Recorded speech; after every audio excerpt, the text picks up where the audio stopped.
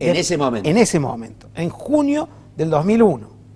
Y estamos hablando del sector de economistas más heterodoxos de la Argentina, menos proclives a toda la teoría pura de la ortodoxia, y ustedes decían que sin una quita del 50% era inviable la Argentina. Claro, no se puede realizar ninguna política económica con cambio de paradigma si no se desendeuda. ¿Por qué? Porque la única forma era liberar recursos fiscales para el gasto, para mejorar, para que la economía deje de traccionar por el lado de, traccione solo, principalmente por el lado de la demanda, y que no estemos desnudos ante las crisis internacionales. Recuerden a ustedes, ya que estamos viviendo en una coyuntura sumamente crítica a nivel mundial, no solamente por la devaluación de China y de Brasil, sino por lo que le pasa a Grecia. La crisis europea en general, porque el único que crece es Alemania. Entonces, todos eso, ellos estornudaban y nosotros nos resfriábamos, decían los americanos respecto a México. Pero después fue particularmente cierto. Sin embargo, en la actualidad, los canales de contagio financieros ya no existen porque no pedimos préstamos al exterior, y los comerciales están más atenuados porque la economía tracciona por el lado de la demanda, la mejora del poder adquisitivo, el gasto social, la inclusión previsional y estos aspectos que le dan un gran dinamismo a la economía que permite mejorar la recaudación y que retroalimenta. Es decir, hay tres ejes fundamentales en la política económica argentina. Arranca con un tipo de cambio alto, una moneda devaluada, realiza la liberación fiscal a través de, primero, el no pago de la deuda, y después la reestructuración 2005, 2010, la de el Club de París, y la negociación firme con los fondos buitres. Hay otra cosa, el 4 de julio en el Plan Fénix hicimos un documento que se titulaba Negociar con firmeza. Nuevamente nos pusimos la confrontación y hasta las últimas, desde lo institucional, desde lo jurídico y desde lo económico, es decir, de lo técnico y lo político. Entonces es sumamente importante esto, porque si yo quiero traccionar para la demanda, para atenuar las crisis internacionales, tengo que tener una dinámica en la economía, una economía más hot, ¿no? Contrario a las economías frías, que son las de orden monetaristas, que esterilizan la corriente monetaria de la economía, que aumentan las tasas de interés, que ponen paños fríos en el consumo y que terminan ajustando por el lado de el salario.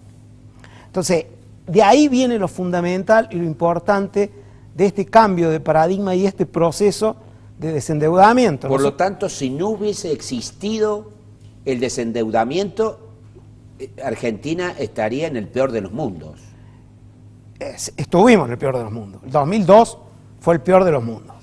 Hoy estaríamos en una situación similar. ¿Por qué? Porque nos ayudaron el crecimiento de los precios internacionales de los commodities, pero hoy eso ha decrecido. Hubiéramos vuelto al punto de partida, ¿no? Ajá. Porque otra cosa muy importante, Argentina pudo salir exitosamente de su crisis más importante. ¿Por qué? Porque hubo un gran deterioro del tejido social. La mitad de la población en situación de pobreza, un cuarto en situación de indigencia, es decir, que no tenía qué comer, y una gran proporción, es decir, 3/4 parte de la sociedad en situación de riesgo social. Gracias a eso, la devaluación fue factible, porque en Argentina todas las devaluaciones fueron contraproducentes. Claro, son el piso de los precios, es instantáneo. El piso del incremento de los precios es la devaluación. En el 2002, la devaluación, la cuatruplicación de la devaluación del 400% fue el techo, solo algunos productos. ¿Por qué? Por la situación desesperante de la sociedad. Entonces, no nos olvidemos del gran sacrificio que hicimos el pueblo argentino, de toda la gente que perdió su trabajo, que realmente vivió en situación de pobreza y de hambre. Digo porque por ahí se dan a conocer indicadores que son ofensivos a las percepciones empíricas, ¿no? El otro aspecto que se refería el ministro de Economía en la nota con Fantino era sobre los niveles, los índices de inflación. Esto es, ahora los sectores opositores al gobierno ya casi no hablan de la deuda externa, pero ponen el dedo en la inflación. El tema de los pronósticos de inflación tienen un doble sentido. Es decir, es lobby eso. No son pronósticos económicos, no son que yo tomo un software, me porto en ortodoxo, agarro el IBIUS y hago un pronóstico metiendo variables como hacen los especialistas en estadística y econometría, que son trabajos muy valiosos, un instrumento, pero trabajos muy valiosos, sino que lo hacen a modo de profecías para que se autocumplan. Pero el verdadero objetivo no es, porque ¿qué nos asusta a nosotros, los que tenemos ingresos en pesos? Que la inflación nos quita nuestro poder adquisitivo. Efectivamente. ¿Qué le interesa a ellos? Que la inflación produce un retraso de cambio. Entonces la intención es la devaluación. Como antes las devaluaciones se hacían a través de la interrupción de los procesos democráticos, era un golpe dictatorial, una gran devaluación. Entonces, recordemos el Rodrigazo, que a veces, entonces, pero eran devaluaciones del 180, el Sigosazo el 30%, y la crisis del 2002, que fue 2001-2002, que fue de alguna forma un golpe institucional, 400%. Entonces, la verdadera intención es esto que Marcelo Diaman, el ingeniero dueño de Tonomac, hablaba del péndulo, ¿no? Sí, señor. El populismo, qué sé yo, interrupción del proceso de evaluación y de nuevo a foja cero. Entonces son el gran